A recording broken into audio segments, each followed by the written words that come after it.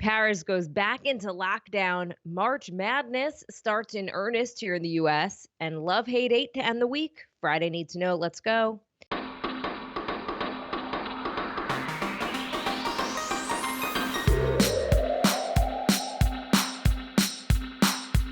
Good morning. This is Cheddar's Need to Know podcast for Friday, March 19th. I'm Jill Wagner with Carlo Versano. Hey, Carlo. Happy Friday, Tog Wags. So we have a little Friday housekeeping here before we get started, everybody. A couple things. Thing number one, Jill and I are working on a special podcast. We're going to try and drop it next week, just about the sort of silver linings of the pandemics, the things that could change in the world and in our lives for the better once this is all said and done. Everything from outdoor dining to changes in how our supply chains work. So we're working on that right now. If you guys have any ideas, if anyone has stuff that they think that would be, things that we may not have thought of, feel free to email us, and we'll try and get those in. Thing number two, I am working on Need to Know at Cheddar. Need to Know number 2 at cheddar.com. Yep. Thing number two, housekeeping thing number 2, I'm working on our summer playlist. I remember I was supposed to do this a long time ago, and I just never did it. Remember I was supposed to make like the Need to Know workout playlist. Anyway, yeah. I'm working on a Spotify playlist for the summer. It's going to be all bangers, just summer comeback songs, roaring 20s. This is going to be the playlist you're going to put on, when you're having your first backyard barbecue after everyone's been vaccinated and you're with your friends and you're with your family. So I'm working on that. Give me a little bit more time. And if you have ideas for that, if songs you want to hear on it, tweet them at me, Carlo_Versano on Twitter. Thing number 3. We're doing a referral program in the newsletter. We're giving out a $500 Amazon gift card. You'll be entered to win that if you refer your friends to our Need to Know newsletter, which, of course, was the genesis of this very podcast, thanks to Miss Jill Wagner over there. So check that out. It's the details are in the newsletter every day. Basically, if you just refer your friends, you get the more people you refer, the more entries you get to win that $500 gift card. And last but not least, you can remember that you can watch us on YouTube if that's easier for you. We have fixed an issue with our playlist on YouTube, which was auto-playing like our podcast from a year ago, which was obviously not a very good user experience if you were going on to listen and you were getting us, commenting on the news from last summer right away. So that should have been fixed now, and it should autoplay the most recent podcast. And then, of course, leave us a review on Apple. Those things go a long way. And that's all. Those were all pretty good housekeeping updates. A lot of housekeeping. Carlo. Yeah. Yes. Keep me honest on that playlist. Don't let me mess it up. I'm excited for that. It's just crazy how much time has passed. It feels like it was just yesterday that we were like, all right, let's put together this workout playlist. And now we're actually gearing up for another summer. Incredible. Yep. Okay, let's get to some news. The EU's drug regulator has deemed that the AstraZeneca vaccine is safe and effective. So France, Italy, Germany, and Spain are going to resume using that vaccine. The French prime minister is going to be getting the shot on live TV today as a way to boost confidence, just as Paris is going into another month-long lockdown as this third wave has simply overwhelmed hospitals across northern France. Only schools and essential businesses will be staying open. Meanwhile, the U.S. has a stockpile of tens of millions of doses of the AstraZeneca shot that are just sitting on the shelf. The White House now says it's going to be loaning millions of those vials to Mexico and Canada, where the vaccine's already approved for use.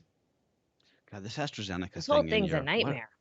It's just a nightmare. And not just for the European Union, which has other vaccines, but for the developing world, where it's really AstraZeneca or bust for a lot of countries that are counting on it. So I don't know. I mean, one of the things that could happen here is a lot of places, there's becomes a lot of hesitancy just because of what people have read in the media. I mean, imagine being like a scientist at Oxford University or AstraZeneca who have worked on this vaccine for the last year, probably nonstop, right?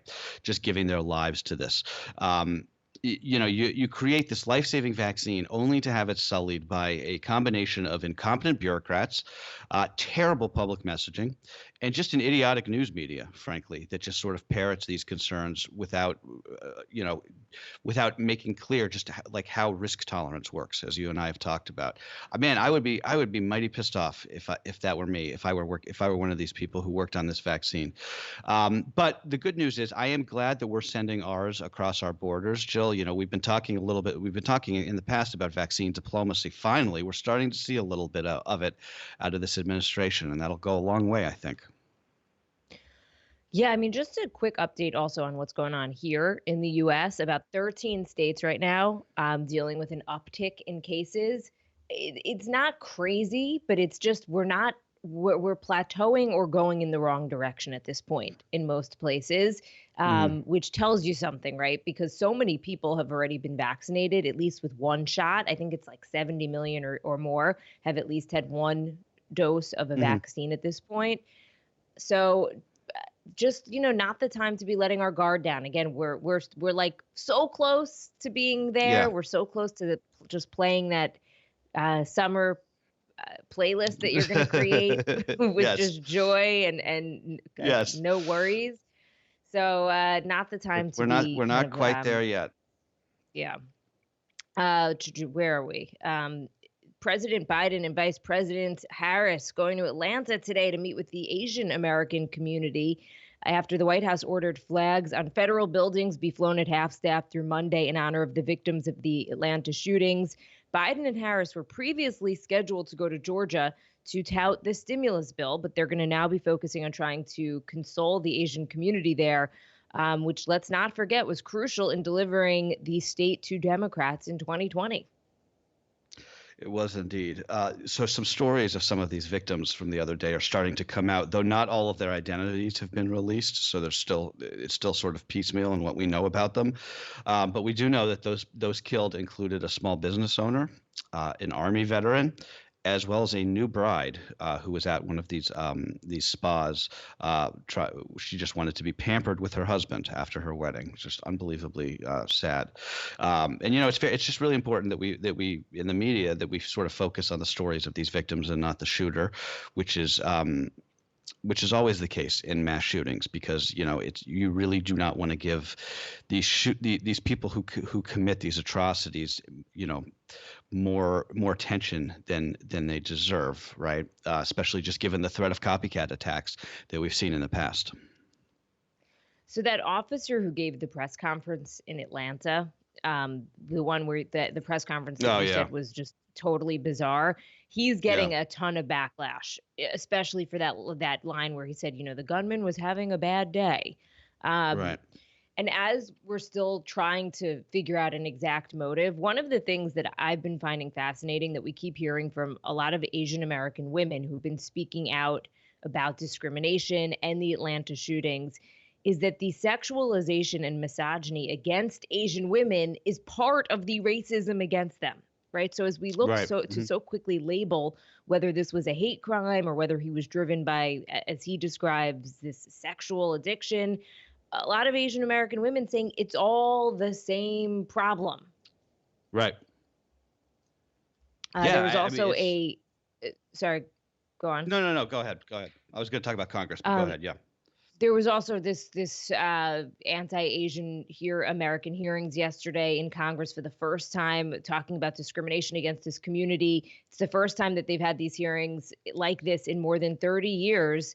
As part of it, 6 Asian American lawmakers testified and shared some of their own experiences. There was this really heated moment that I caught in this yesterday. A Democratic congresswoman from here in New York really just like let loose on one of the Republicans on the panel, just talking about how she was making this point that like members of his party had used language that as she said, put a quote bullseye on on Asian Americans. It was sort of hard to watch. There's just so much pain in this community right now. All right, let's switch gears. Peloton urging customers to keep kids away from its workout equipment after a child was killed in an accident involving a Peloton treadmill. Details of the accident are unclear. The company's CEO wrote in a letter to customers that there have been a quote, small handful of incidents in which kids were injured by its Tread Plus treadmill. He's reminding people to remove the safety key from the treadmill after working out. Is this the thing that you have? We have the bike. No, you have the bike. Yeah. But this is terrible. Scary, right? Apparently, at-home treadmill accidents with children are a real issue. There was a study last year in the American Journal of Emergency Medicine, excuse me, which found that most treadmill injuries at home happen with children. I guess it's just this issue of kids, you're not paying attention. Your kid walks or crawls or toddles over to the treadmill, and somehow it gets turned on, and they get sort of like trapped in the machinery, if you will. Common injuries include friction burns and degloving, which is an absolutely horrific thing that I recommend you not Google, where the skin on your hand detaches from the muscle. So we don't know if that's what happened in this case. But by the way, Peloton stock down 5% on this news. Not that that's what matters here, but just, this could be an issue for them. Meanwhile, Facebook giving a peek into the work it's doing on a mind-reading wrist device that the company says one day could replace the computer mouse and keyboard. The prototype wristband can read the nerve impulses sent from your brain down to your hand and then let you manipulate something like a menu that's shown in augmented reality via a pair of smart glasses. Facebook's working on those glasses as we speak, with plans to release them later this year. Oh, what could go wrong here? This this like sort of mind reading technology, it's still in the early stages, so it's not imminent. I feel for these Facebook developers, sort of like I do for the AstraZeneca scientists, kind of in a weird way, right? It's like they're doing this remarkable, innovative work that could really change the world for the better. I mean, imagine what's technology like this, using your brain waves basically to manipulate objects. Imagine what that could do for people with disabilities, right? It could really be incredible. But the problem is they're doing it for Facebook, right? Which is never going to realistically be able to successfully launch any kind of product like this due to the fact that literally nobody on earth trusts it. It's a great point. And I think that the point that you make about how game-changing this could be for people with disabilities, that's where this technology is like their lives would be so dramatically changed for the better. So hopefully, the politics won't get in the way of this type of development, even if it's not widespread usage. Sometimes I just think about like all of the unbelievably, like some of the smartest people in this country, like just the absolute brilliant people. It just kind of sucks that they work for companies, for social media companies whose entire reason for existence is to just sort of like keep us looking at screens. It's like you just wonder, like, if you could just get that brain power to be doing other things, what could we achieve? I don't know. That's just sort of a half-baked thought I had. Yeah, if the best and the brightest went into the public sector instead of to the private sector. Okay, a huge moment for streaming media. Amazon will be the new exclusive home of Thursday Night Football starting next year. The NFL reached long-term deals with all of the big TV networks.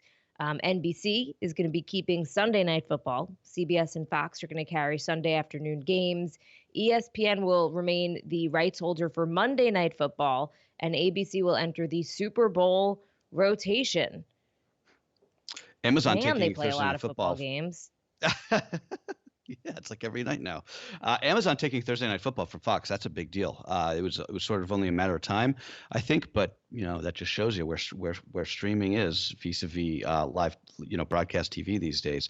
So combined, these deals worth something in the neighborhood of $100 billion for the NFL. That's about $10 billion a season over 11 years, double what their media revenue is now. So a nice little windfall for Roger Goodell and everybody else over in the NFL front office there. But so does that means that if you want to watch Thursday Night Football, you need Amazon Prime? Presumably, right? Because how else? I don't know for sure. I don't know if they'll make it live. I think that's a problem. I think that's a problem for the league. I mean, why? I philosophically believe that that's right.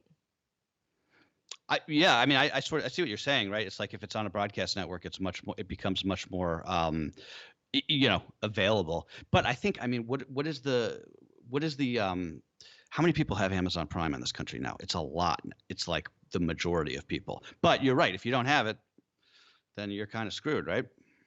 I mean, look, we're ways away from when we had people with antennas on their TVs able to get Yeah. 2, 4, and 5, the networks for free. It's like a different system now, but I still just think at face value there's something wrong with that idea.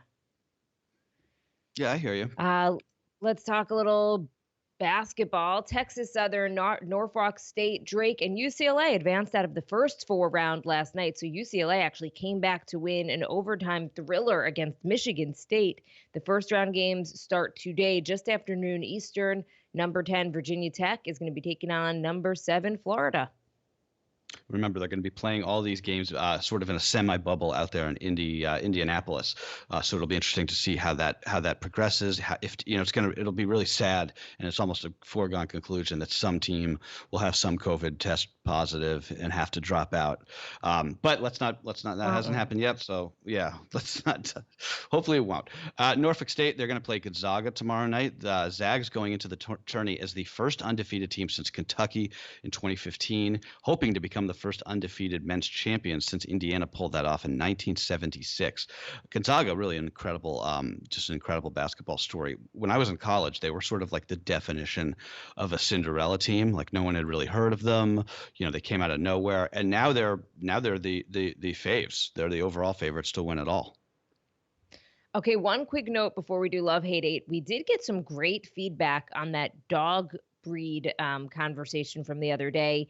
Vets and other professionals in the animal rescue field wrote in, not to mention just a bunch of other dog lovers with experience regarding purebred. So the long and short of it, Carlo, is that you were right to some degree that a lot of purebreds do have medical issues from years of inbreeding, especially at puppy mills. But apparently, as I was mentioning, there are also a lot of ethical breeders who try to actually breed out those health issues over time, which is why this is a very expensive industry. But a big thank you to everyone who wrote in with really good insight on this and just keeping us honest here. Yeah, absolutely. Great stuff. Okay, a little Love Hate 8 now to end the week.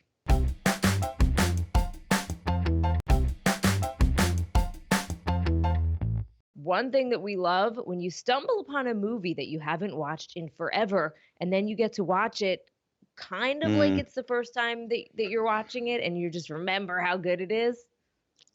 Didn't you just watch Coming to America recently to prep for the sequel? Was that you? I did. It was so good, so good. Yeah. But that was a movie that I had seen relatively recently. Okay. I watched The Long Shot, which I love that movie, and I watched. It's with Charlize Theron and Seth Rogen. I hadn't seen that. I saw in a that. few That years, was good. and I liked it. That was funny. I did this with I watched Jurassic Park a couple of weeks ago with a couple friends of mine. That movie is, I mean, maybe that's just it's something about like people specifically my age, because that movie came out when we were like just becoming sort of like, we were like 10 years old, and it was so mind-blowing back then. And it's amazing if you watch it now. The same goes for Terminator 2, by the way. If you watch those movies now, they're as good as you remember them. It's just remarkable. The effects are as good. The stories. It's. I would highly recommend, if you're not doing anything today, this weekend, watch Jurassic Park or watch Terminator 2. Okay. One thing that we hate. I'm actually changing my hate this week, and inspired by listener emails from complaining about my outdated turns of phrase. So one thing that we hate are just creepy, outdated turns of phrase. So for instance, eating crow, which of course is my go-to. I don't even really know what that comes from, but it's kind of creepy. More than one way to skin a cat. Nyla wrote in about that one. She said that she always thought that was like a little bit of a kind of a weird saying, right? And then the other one that I just remembered is make my bones. Have you ever had anyone say that to you? Like I used to have a. No, I don't even know what it means. I used to have like a mentor who would talk about like how he made his bones in the news industry, and he was always saying it was just, oh, I used to Oh, I made my bones doing the overnight shift, and I was just like, I don't know what it is, but that's like kind of creeping me out. But anyway, what are some other ones? Let us know. my old boss at my first job, actually, my first on-air job, my old boss always used to say, if you were debating how to write a script, he'd be like, "Look, there's 1,000 ways to skin a cat," and I'm like, Yeah, "Ew." Could we yeah, get a different expression here for this? I point taken, but yeah. um That's an outdated one. Now that's an outdated. who's skinning a cat, and are Yeah. there 1,000 Why ways to skin a cat? I mean, why are we talking disgusting. about animal torture at all? Yeah. Yeah. And one thing that we ate or drank, Loverboy sparkling hard tea. So this is a booze brand from the stars of Bravo's Summer House. It's apparently really good, according to several of our colleagues at Cheddar. They say it's perfect for spring summer cocktail hour outside.